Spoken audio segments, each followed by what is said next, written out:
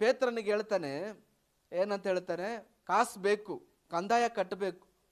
ಕಟ್ಟುವಾಗ ಪೇತ್ರನಿಗೆ ಏನಂತ ಹೇಳ್ತಾನೆ ಕರ್ತನು, ನೀನು ಸಮುದ್ರಕ್ಕೆ ಹೋಗು, ಒಂದು ಮೀನಿಗೆ ಒಂದು ಗಾಣ ಹಾಕು, ಒಂದು ಮೀನು ಸಿಗುತ್ತೆ, ಅದರ ಬಾಯಲ್ಲಿ ಏನು ಸಿಗುತ್ತೆ, ಒಂದು ನಾಣ್ಯ ಸಿಗುತ್ತೆ. ಆಮೇಲೆ ನೀನು ಹೋಗಿ ಏನು ಮಾಡು. ಇದು ದೇವ್ರ ಮಾರ್ಗದರ್ಶನ. ದೇವ್ರೆ ಅಷ್ಟೆಲ್ಲ ಯಾಕಪ್ಪ, ಇಲ್ಲೇ ಸಿಗೋಂಗೆ ಮಾಡು, ಅಲ್ಲಿ ಹೋಗ್ತಾ ಇದ್ರೆ ರೋಡಲ್ಲಿ ಸಿಗೋಂಗಾಗಲಿ, ಅದು ಮೀನು ಬಾಯಲ್ಲೇ ಸಿಗಬೇಕಾ ಅನ್ನೋ ಕ್ವೆಶ್ಚನ್ ಕೇಳೋವಂಥವ್ರು ಇರ್ತಾರೆ ಕೆಲವು ಸಾರಿ. ದೇವರು ಅದನ್ನು ಕ್ವಶನ್ ಕೇಳದೀರ ಇರ್ತಾರಲ್ಲ. ನಮ್ಮ ಲೈಫಲ್ಲಿ ಸಮಸ್ಯೆಗಳು ಬಂದಾಗ ನಾವು ಕ್ವಶನ್ ಕೇಳಬಾರ್ದು. ದೇವ್ರೆ ಹಿಂಗೆ ಯಾಕೆ ಮಾಡಿದೆ ಅನ್ನೋದಕ್ಕಿಂತ ಈ ಒಂದು ಸಮಸ್ಯೆಯಿಂದ ನನ್ನನ್ನು ತಪ್ಪಿಸು ಅಂತ ಕೇಳಬೇಕು. ಇದು ಬಹಳ ಮುಖ್ಯವಾದಂಥ ಮನಸ್ಥಿತಿ.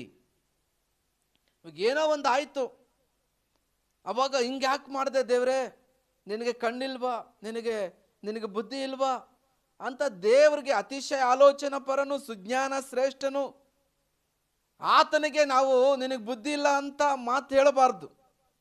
ನನ್ನ ಕೈಯಲ್ಲಿ ಹೊರಕ್ಕಾಗ್ತಾ ಇಲ್ಲಪ್ಪ, ನನ್ನ ಕೈಯಲ್ಲಿ ಏನು ಮಾಡೋಕ್ಕಾಗ್ತಾ ಇಲ್ಲ, ಈ ಸಮಸ್ಯೆನ ಹೊರಕ್ಕಾಗ್ತಾ ಇಲ್ಲ.